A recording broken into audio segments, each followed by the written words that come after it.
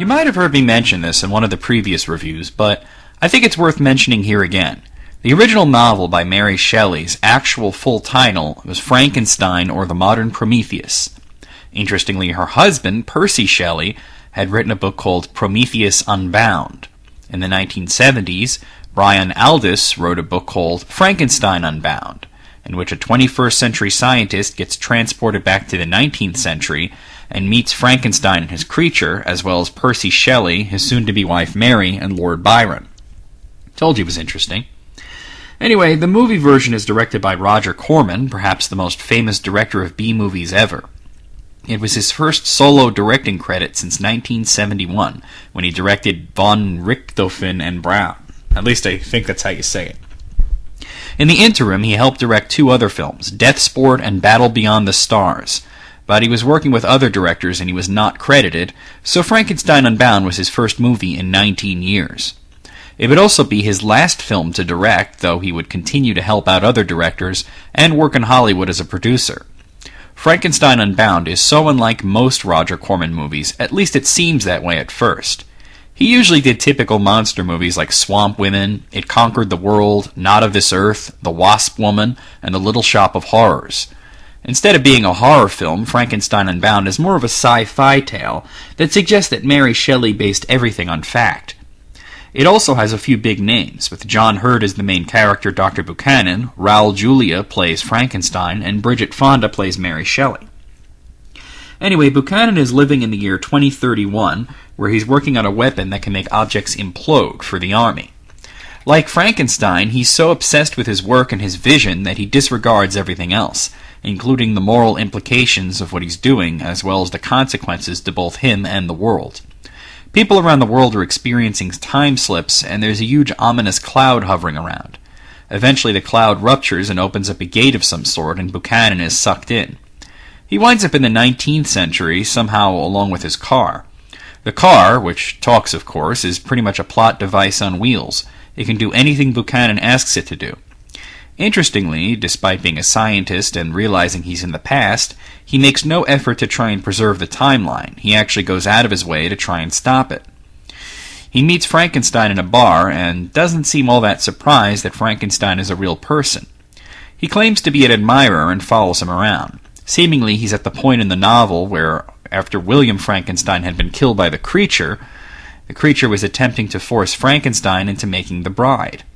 Buchanan also wanders into a trial where Justine Moritz is being wrongfully accused of killing William. She's convicted and sentenced to hang. At the trial, Buchanan meets Mary Godwin, who has only started her book. He expresses admiration for her as well, and is really upset about Justine. I guess he never read the part in the book where she is hanged, or doesn't care if he changes history. He does everything he can to try and stop her execution, but is unsuccessful. After the creature threatens to murder Frankenstein's fiancée Elizabeth, he agrees to create the bride. And with the creature, they force Buchanan to help in its creation by using his future technology, which Buchanan had been pretty liberal about showing off. He even had taken Mary Godwin on a ride in his car, after which she took him for a ride in her vagina. I guess things are no different in the 19th century, right? You take a girl for a ride in your car and then she fucks you. Nice to know Mary Shelley was no different. Anyway, he rigs the machine to instead use the implosion weapon on himself, which will apparently send him somewhere else. He winds up in the distant future in what looks like the results of a nuclear winter, along with Frankenstein, the creature, and the bride. Things play out in a way sort of like the novel. Instead of the Arctic, it's nuclear winter. The bride kills herself, Frankenstein tries to kill the monster unsuccessfully and winds up dying, and the creature runs off. Buchanan follows the creature, and he's apparently lost his mind because he now declares that he is Frankenstein, and somehow kills the creature with lasers that had apparently been lying around waiting for him, and are also apparently hooked up to the clapper, as he manipulates them by clapping his hands. The ending monologue somehow suggests that the creature is still alive and that he cannot be killed because he is unbound.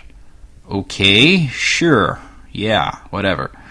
The movie is actually a little bit better than I've made it seem. The plot is silly, and some of the performances are ridiculous, especially in the future parts near the beginning, and the entire time John Hurt seems slightly bemused by the entire thing. I don't know if it's his character's wry amazement at being in the past, or the actor himself thinking to himself, has to be a joke. I can't tell. But Raul Julia is pretty good, although that seems to be the case. He's the perfect match for Roger Corman, and he's hammy as fuck. He steals every scene he's in. The entire thing might be summed up as a guilty pleasure. Although it presents itself as being more modern and less kitschy than previous Corman films, when you see it, you'll understand it's 100% Roger Corman, a true B-movie. Just one made in 1990 with what looks like a decent budget. I can't say I disliked it, just when watching it, you have to take into account what it is, and not expect some great film. I give Frankenstein Unbound a 6 out of a possible 10.